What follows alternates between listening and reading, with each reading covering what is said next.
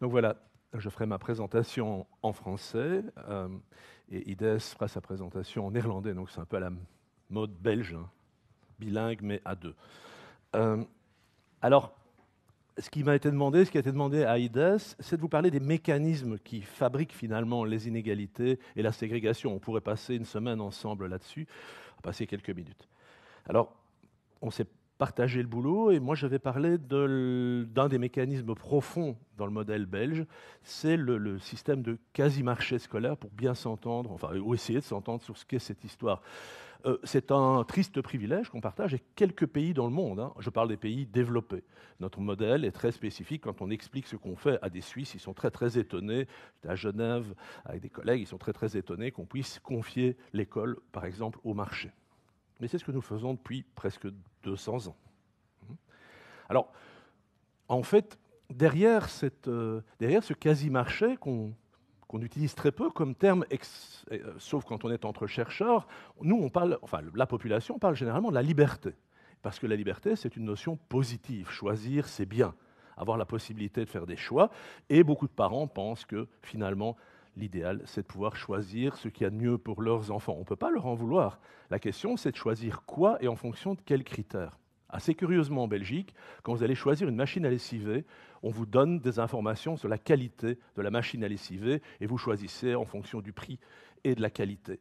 En Belgique, vous choisissez votre école sans aucune information, sauf le bouche à oreille et ce que vous pensez ou le type de population que vous voulez voir ou pas à côté de vos enfants, le type de cours qu'il faudrait avoir. C'est mieux d'avoir du général et commencer par là, et puis après, si ça ne va pas, on ira dans le technique et le professionnel. Donc nous travaillons finalement dans nos choix, non pas sur un modèle rationnel au sens informé par des données objectives, mais par toute une série d'informations qui nous font croire comme parents qu'il est mieux de faire telle ou telle chose et qu'il y a différents niveaux dans ce marché. Donc ça, c'est très certainement un premier aspect important. Mais à côté de la liberté des parents, il y a aussi la liberté des offreurs de services, parce que les écoles, elles aussi, vont se positionner sur un marché et essayer de privilégier le recrutement de tel ou tel élève. Certaines écoles sont dans le premier marché, c'est-à-dire qu'elles peuvent se permettre de choisir, d'indiquer le haut de gamme, hein, le fauchon de la grande distribution, si vous voulez, alors que d'autres vont être les Lidl de la grande distribution, si je garde mes comparaisons, c'est-à-dire elles vont se spécialiser dans des secteurs, dans des niches particulières. Et donc on a très très nettement, quand on observe, et je pense que Dirk a fait le job, donc merci à lui d'avoir fait ce job, on a en effet un système qui est extrêmement ségrégué en termes de population, à la fois socialement et aussi académiquement, puisque ces écoles vont aussi se singulariser. Donc notre système est finalement un système basé sur, alors un quasi-marché, je vais devoir, oula, n'hésite pas à casser le matériel, quasi-marché, parce que ce n'est pas tout à fait les conditions d'un marché, on va le voir. Mais ce qui est intéressant, et là c'est un collègue juriste qui disait ça au moment où on était en train de revoir en communauté française finalement l'organisation du système, il dit mais finalement les parents acceptent plus facilement, par exemple qu'on définisse des objectifs généraux pour l'ensemble du système, à travers les missions de l'ensemble du système, ils sont plus enclins à accepter ce genre de choses, ils ne rouspètent pas trop quand on fait des référentiels transversaux, etc. Par contre, ils sont beaucoup plus à cran quand on veut essayer de limiter leur choix de l'école. Et ça, c'est assez curieux, puisqu'on préfère choisir, mais on ne sait pas trop bien ce qu'on veut choisir, ou bien, plus correctement, on sait très bien ce qu'on veut choisir, mais si on nous demandait de le dire, on serait un peu plus embêté. De dire pourquoi on ne veut pas cette école-là ou pourquoi on veut bien être dans cette école-là. Ce n'est pas toujours très avouable. Hop là. Alors, on a globalement, pour la communauté française, on verra pour la communauté flamande, je ne me prononcerai pas directement, mais on a plutôt en communauté française de Belgique une tendance à avoir un politique qui veut réformer. Pas révolutionner, mais réformer le système, et qui est plutôt parti sur une idée qu'il faut faire quelque chose. On a c'est assez rare dans le monde, des politiques qui endossent les résultats de la recherche et qui disent que notre système n'est pas bon, il n'est pas satisfaisant. Ce n'est pas tout le monde qui fait ce genre de choses, disant je suis responsable, mais j'admets que ce n'est pas bon. Mais dans le cadre qui est le nôtre, on va toucher à certaines choses et pas à d'autres. Et un des points, évidemment, sur lequel on peut difficilement toucher parce qu'il est constitutionnel, c'est cette liberté.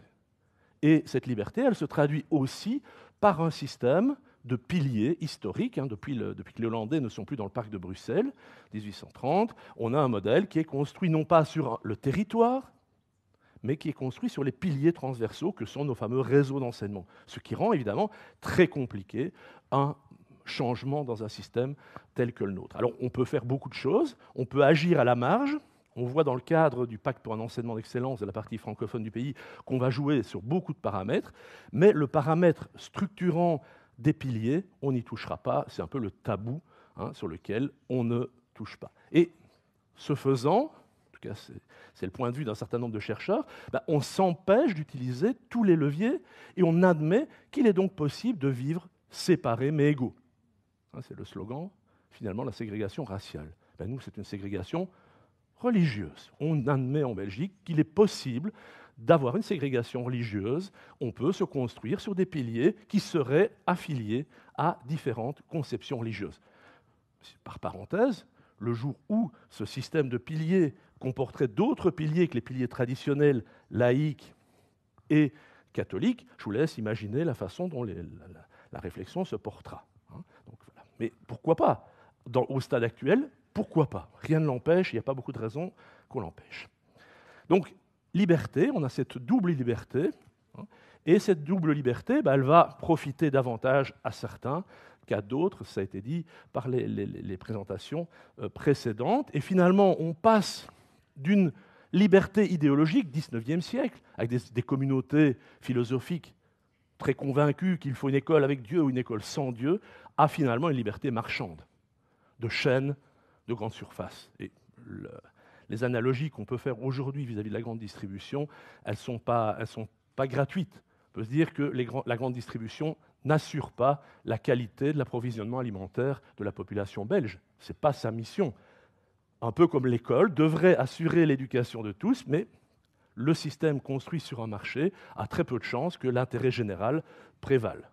Je crois que c'est le message. Alors, je vais passer sur ces diacis, mais la communauté française de Belgique consacre une part importante à son budget. On peut toujours trouver qu'elle est insuffisante, mais c'est une part importante à son budget. Donc il est normal qu'on soit vigilant vis-à-vis des moyens qui vont être utilisés, évidemment. Et l'enseignement obligatoire constitue une part particulièrement importante dans la part du budget d'enseignement. Donc raison de plus pour s'intéresser à ce qu'on fait. Un élément pervers, c'est évidemment le financement par tête de pipe. Donc, on a un financement pour les établissements qui est fonction du nombre d'élèves. Est-ce que c'est une obligation? Non, on pourrait financer sans doute autrement, mais notre système fait que si vous ne prenez pas des parts de marché, et je vais continuer à utiliser des termes qui sont propres au marché, si vous ne prenez pas des parts de marché, vous n'avez pas un financement qui va avec. Une école qui doit financer un emprunt pour un bâtiment ou qui a une population d'enseignants qu'elle veut garder, eh bien, elle doit assurer l'approvisionnement en élèves. Sans quoi, son approvisionnement en moyens ne sera pas assuré, moyens humains et moyens financiers. Alors, je suis tenté de dire que le quasi-marché, ce n'est pas un vrai marché, mais c'est encore pire que le marché.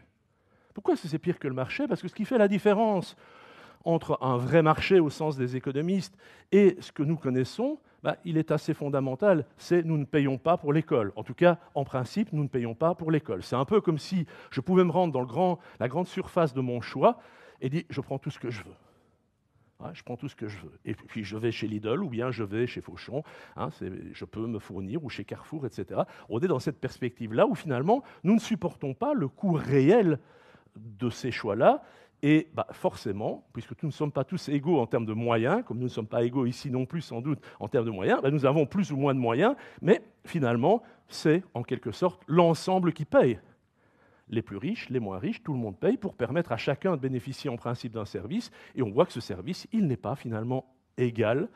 Il va être fonction de ce qu'on va pouvoir tirer du modèle. C'est pour ça que je dis c'est encore plus injuste qu'un marché où on payerait finalement chacun en fonction de ce qu'on obtiendrait. Ici, on n'a pas ce prix à payer. Et puis un autre aspect qui est important et qui a été évoqué par Dirk, c'est que ça n'existe pas pour les denrées alimentaires, mais dans l'école, les produits, les élèves sont eux-mêmes contributeurs à la qualité du produit.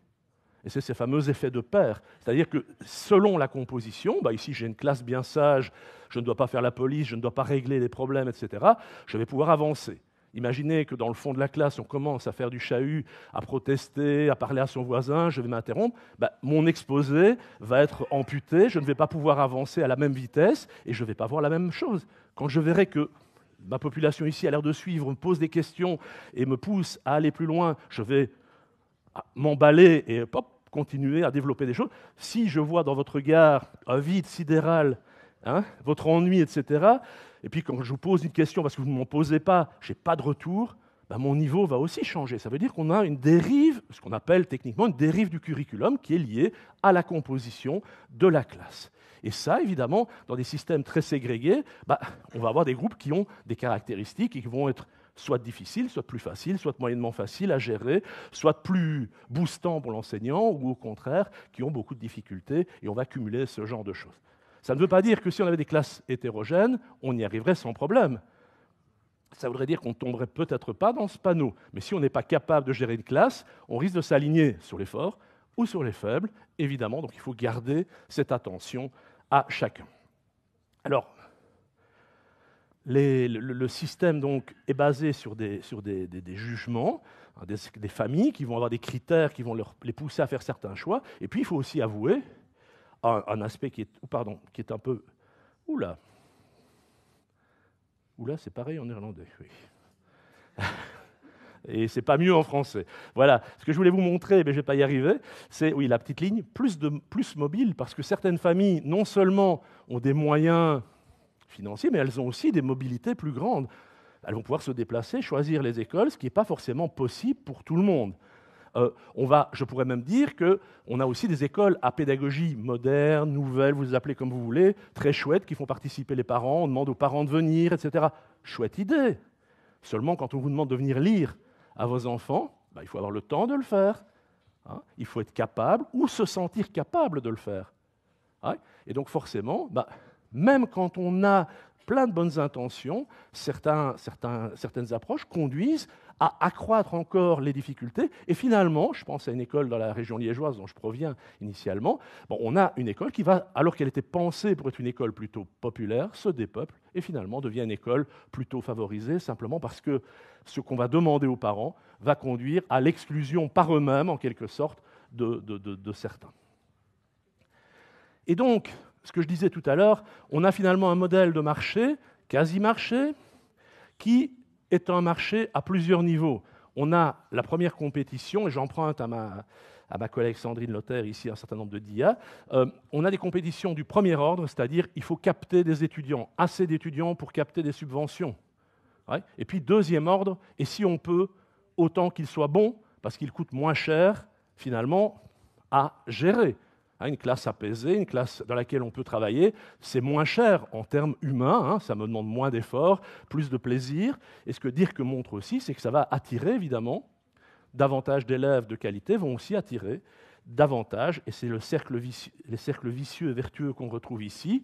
Une école qui arrive à capter beaucoup d'étudiants, qui ne se tracasse pas pour son budget, qui peut stabiliser son équipe pédagogique, elle va aussi capter des enseignants qui ont envie d'y venir, qui sont plus qualifiés.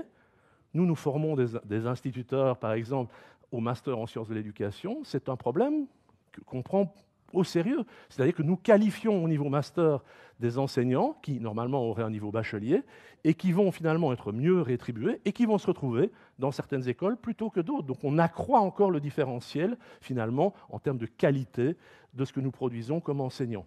Et ça, c'est assez préoccupant aussi. Donc tous ces aspects-là, sont le résultat, finalement, de mécanismes de marché trop peu régulés. Alors, il y a des régulations. Alors, ça, c'est une dia qu'Ides m'a soufflé. En Flandre, on va avoir un mouvement, et je pense que c'est ce que Dirk regrettait dans la deuxième partie de cette dia. On a un mouvement qui essaye finalement de favoriser une certaine mixité avec ce décret GOC, et puis qui finalement, 17 ans après, quelque chose comme ça, se fait reprendre par un changement politique où finalement on va démonter cette idée pour faire autre chose et la mixité ne semble plus, je vais mettre quelques précautions dans mon interprétation, n'étant pas flamand, ne semble plus être une priorité, je vais le dire comme ça, c'est peut-être même encore un euphémisme. Réguler les inscriptions, c'est vachement compliqué. Du côté francophone, ce n'est pas sans peine. nous, on a essayé, à partir de 2007, d'avoir des décrets d'inscription. Pour les francophones, ils connaissent cet épisode où on a eu des tentes devant les établissements, puis des étudiants qui remplaçaient les parents pour faire la file. On a appelé ça aussi un peu le décret ticket boucherie, puisque le premier arrivé était le premier servi. Ça donnait une certaine idée de l'école. Et puis, deuxième décret, parce que le premier n'était pas satisfaisant, décret mixité. Lui portait ce titre-là, porté par Christian Dupont à l'époque, et donc il dit on va utiliser le fait que tout le monde ne peut pas trouver une place dans n'importe quelle école parce qu'on ne peut pas pousser les murs, pour justement essayer de favoriser cette mixité, et puis recorrection encore aujourd'hui, et cette année on est de nouveau dans un modèle qui a été modifié dans ses critères. Mais on a une certaine régulation uniquement au début du secondaire inférieur. Alors, si j'essaie de modéliser ça, j'emprunte ça à des collègues qui ont essayé de modéliser ça dans le domaine de la santé. On peut se dire que, 19e siècle, les pommes tombaient sur certains et pas sur d'autres. C'est-à-dire que l'enseignement n'était pas obligatoire, on n'allait pas à l'école et on travaillait, et puis d'autres pouvaient bénéficier d'un système scolaire qui n'est d'ailleurs pas celui que nous connaissons. On n'avait pas cet ensemble maintenant qui commence de la maternelle jusqu'à l'université, on avait un système qui était, comme ça a été dit, séparé, avec des écoles ouvrières et puis des écoles, les athénées et les collèges, qui permettaient de faire des études longues pour ceux qui pourraient se permettre de ne pas devoir travailler avant longtemps. Deuxième modèle, on a dit finalement on va donner l'accès à l'école à tous. C'est un peu ce que montre cette échelle. Mais tout le monde ne va pas profiter évidemment de la même manière. Certains vont être à la portée des branches et vont tirer les fruits du système scolaire. Et puis d'autres, ils ne vont pas en tirer le même parti, ils vont quitter l'école plus rapidement, etc. Donc ça, c'est l'idée d'égalité de traitement. C'est assez facile. Les juges aiment bien ça, tout le monde est traité pareil. Mais tout le monde n'est pas pareil. Et donc, on a aussi pu développer, notamment avec des mécanismes d'encadrement différencié, discrimination positive, ZEP, tous ces modèles-là, l'idée qu'on va donner un peu plus à certains pour atteindre les branches. Mais je pense qu'aujourd'hui, notre réflexion, et la réflexion à laquelle on va être invité par l'APED, c'est plutôt ça. Alors, c'est de dire, mais finalement, est-ce qu'il ne faut pas plus de justice? Est-ce qu'il ne faut pas mieux penser l'arbre que de penser les prothèses pour les élèves? Donc, est-ce qu'on ne peut pas plutôt se dire, comment mettons en situation d'avoir une école à laquelle tout le monde, en quelque sorte, peut se connecter et bénéficier d'avantages qui sont les mêmes pour chacun, finalement, quelle que soit la situation. Alors, dans les mécanismes correcteurs, il y en a beaucoup. Alors, je crois que ce dont on va discuter ici cet après-midi, c'est la régulation du marché par les flux, pour une grande partie, c'est-à-dire finalement, essayons d'avancer vers la mixité, réglons en quelque sorte ce problème-là, donc comme ma quatrième dia, en disant aménageons l'école pour qu'il n'y ait pas de ségrégation. Les autres mécanismes visent plutôt à du correctif, c'est-à-dire, je vous ai parlé déjà de l'encadrement différencié, etc., c'est plutôt des politiques compensatoires, on les appelle très souvent compensatoires, parce que ce qu'on fait, c'est essayer de soutenir les victimes de l'école, et j'ai même ajouté libéral au sens de marché, donc de système de marché. On peut aussi jouer le marché contre le marché, finalement, en ayant des fonctions incitatives du financement, en disant si vous faites ceci, alors, pour tel public, alors vous avez plutôt des avantages. Si vous avez un public mixte, alors vous êtes avantageux. Donc on peut imaginer des fonctions incitatives, c'est encore une autre façon de penser les choses. On a aussi évoqué les plans de pilotage. On peut piloter par les résultats et on peut dire ça ne va pas, les amis. Voilà les résultats auxquels vous arrivez. Quels étaient vos objectifs? Où en est-on? Qu'est-ce qu'on fait avec ça? Alors, on peut être plus ou moins dur. On peut avoir des modèles très durs avec des systèmes de failing schools. Vous n'atteignez pas les résultats, on peut fermer, changer la direction, ou des modèles plus souples. Je ne suis pas en train de faire l'inventaire de ce que nous avons en Belgique. Je suis en train de faire l'inventaire de mécanismes auxquels on peut certainement penser. Et puis, certains ont pensé, notamment en France, en 81, quand on a lancé les zones d'éducation prioritaire avec l'arrivée au pouvoir des socialistes, dire en fait, ce n'est pas si grave que ça. Mieux vaudrait des écoles populaires, en fait. La meilleure façon de traiter, c'est-à-dire on ne va pas lutter contre la ségrégation, on va faire des écoles, des laboratoires dans lesquels on va mieux traiter, on va travailler avec les moins favorisés du système, on va faire d'autres écoles, on va y penser autrement.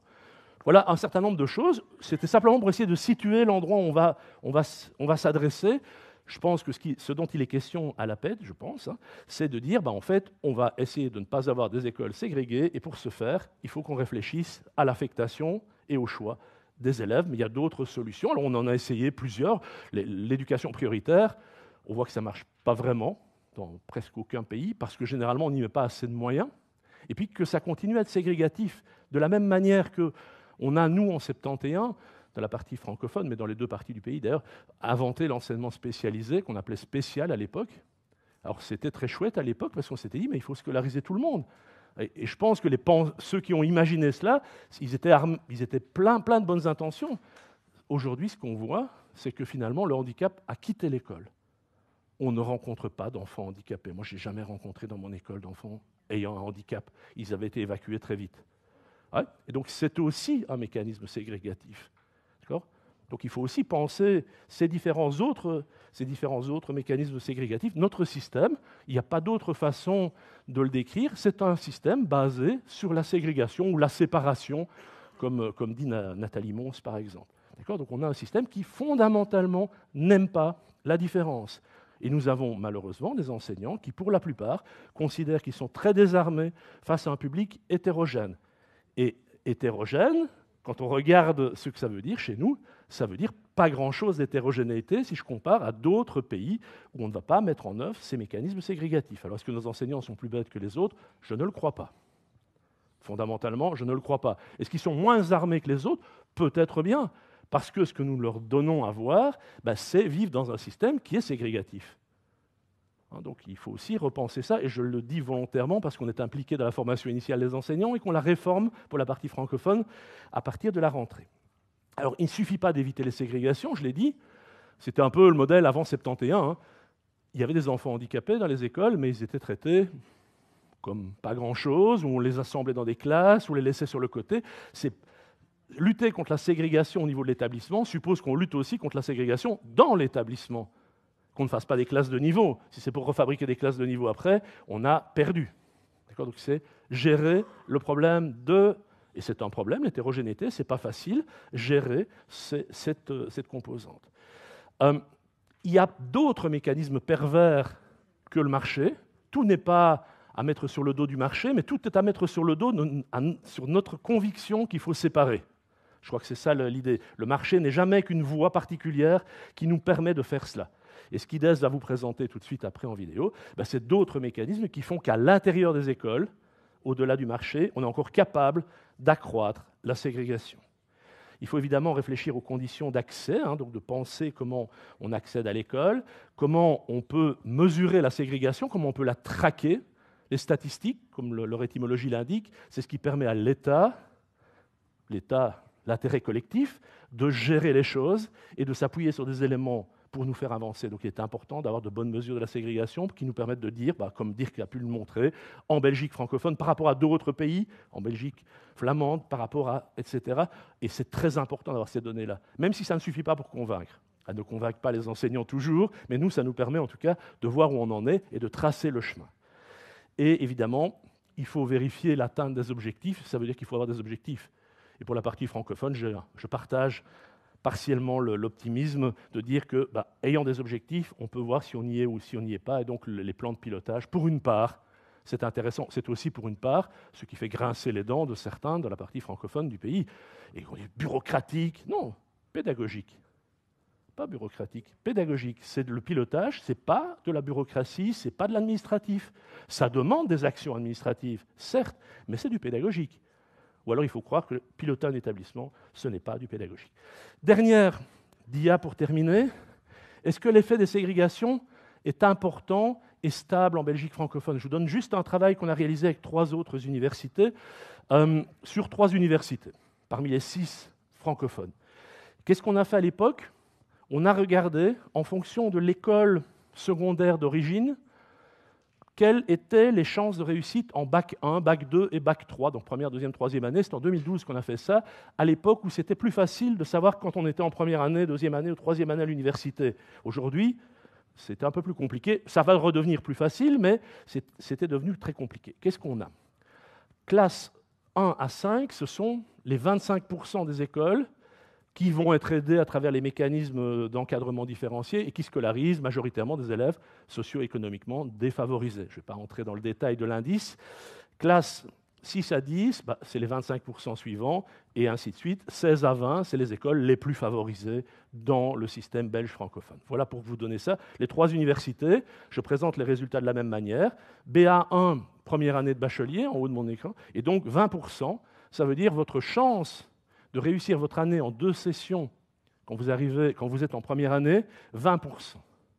D'accord, dans cette université-là.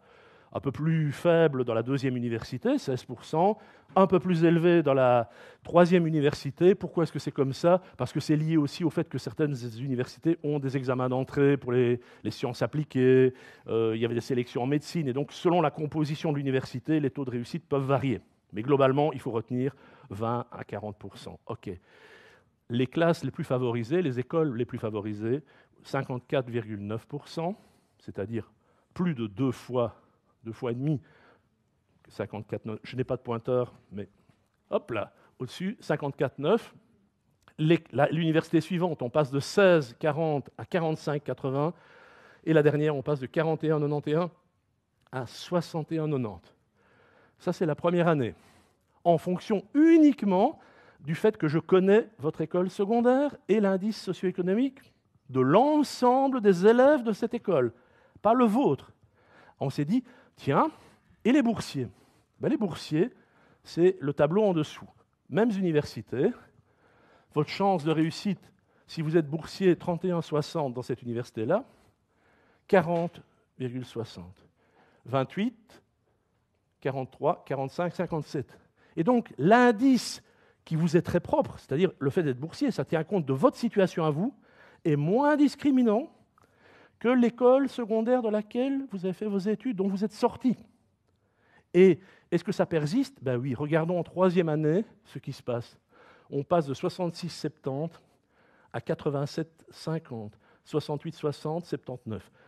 La troisième université semble remettre les compteurs à jour en quelque sorte. Mais pour 2 des universités, le stigmate de votre école d'origine reste 3 ans après, alors que vous êtes passé par les fourches codines de la première année. Si vous étiez dans une école très défavorisée, vous avez 20%, ça veut dire que 80% n'ont pas passé le cap, en tout cas pas en une fois. 54, 66, donc le filtre reste. Et donc, finalement, je pense que c'est une démonstration assez lourde. Alors, tout le monde ne va pas à l'université, hein, je ne dis pas que c'est la seule démonstration, mais ça veut dire que nous qui ne connaissons pas les élèves quand nous les recevons à l'université, ils restent marqués par l'école secondaire dont ils proviennent, et de façon majeure. Et pourquoi? Parce qu'il y a une ségrégation, que les écoles secondaires ne sont pas égales. Et ça nous amène évidemment à discuter, faut-il sélectionner à l'entrée des universités? Avec un modèle comme ça veut dire on signe la prolongation d'office. Est-ce qu'il faut aider les étudiants à l'université? Oui, très certainement, parce que nous avons à compenser. Est-ce que c'est malin de compenser à l'université ce qu'on n'a pas fait dans le secondaire? Non, pas trop, parce que ça va être très coûteux par rapport à ce qu'on a pu faire en amont. Quand on doit réagir plutôt qu'agir à la base, ça va être très coûteux.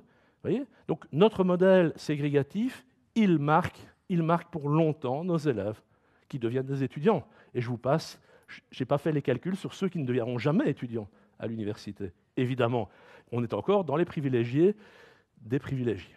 Voilà, je vous remercie.